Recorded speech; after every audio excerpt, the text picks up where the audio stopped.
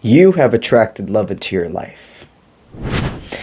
You have understood what is meant for me does find its way to me when I put myself not only in the positions physically, but mentally to allow them to form.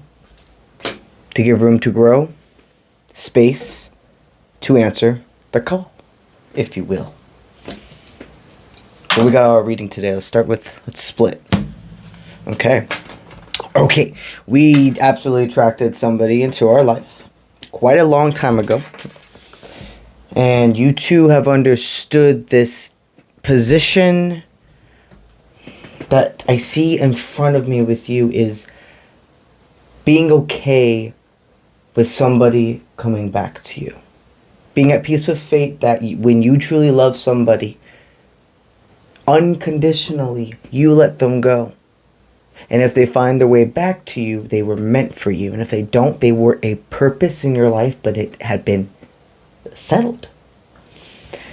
I see somebody who's completely released fear. You have a very stubborn individual attached to you, but that's because it comes from a place. It comes from a place of people beforehand breaking their trust, distrust in self. There have been walls put up against you that you've always had subconsciously this knowance like, hey, I'm not a perfect being whatsoever. But maybe a lot of these walls this person's put up to me or blocks, etc., are not because of me. It's because of a reaction of somebody else. I see.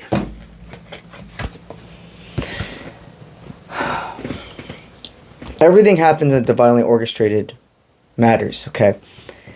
When you first met this person, you were still getting the hold of your finances, of what you were doing with your life, what way you were going.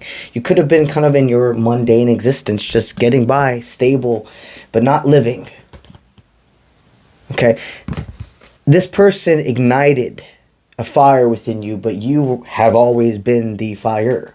It was like a match, another ember, a flame, okay? Once that fire started, it rolled. During your separation, you have completely became in control of your finances. You had distractions beforehand. They had distractions beforehand. You had priorities that need to be made. They had priorities that need to be made. And these types of connections do separate for further growth. Being told these three.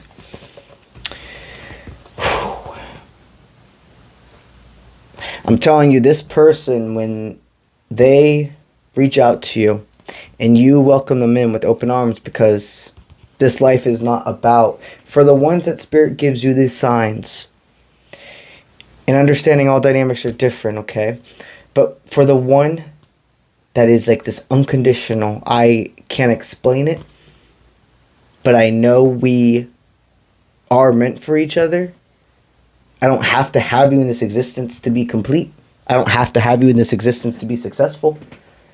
But something in me, itching, knows we are supposed to be together. And even if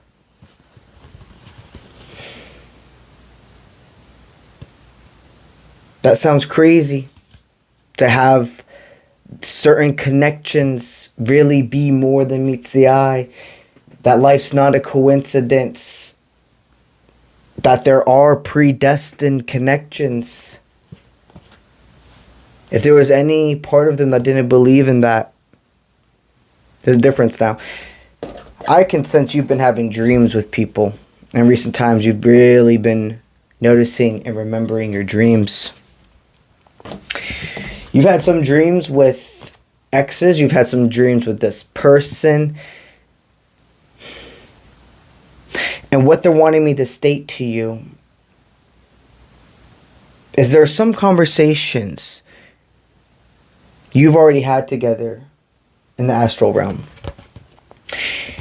And you wake up and have this feeling of better understanding, no matter how long you have been separated, or at least at a emotional distance, because these are collective ticks with resonates. Every morning you're waking up, another part of the ego is dead. You were a shell of yourself before. You have completely blossomed, broken through the cocoon. So, what are they thinking of you right now as we speak? What's the energy of the person connected to us thinking about you?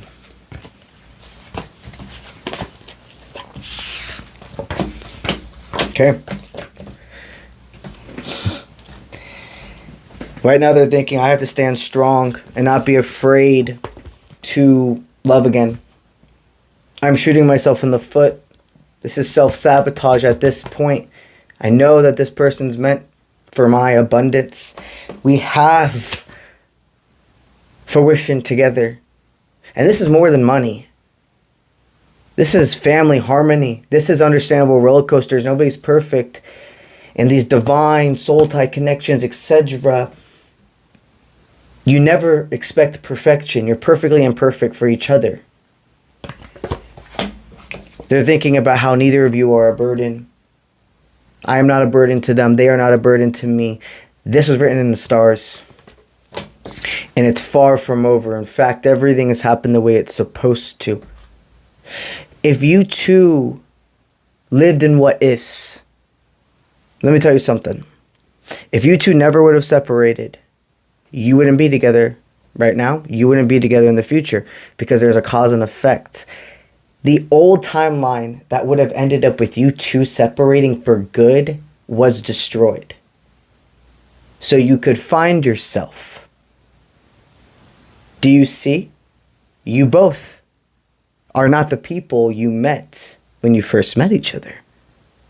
You are the higher self. You are what each other saw and continue to grow into.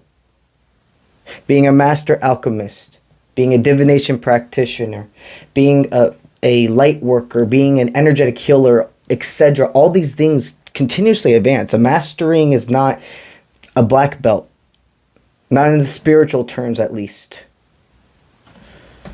The black belt is when you get to the understandings of always learning and developing. Being able to share, develop. Share, develop. The circle. As we speak, this person sees confidence in you transmuted to them. Their confidence from them transmuted to you. Tingle partner effect. Don't you see, my friend? Love has already found its way to you. Let this fold organically. And take it from here. All right? All right. Let's get it.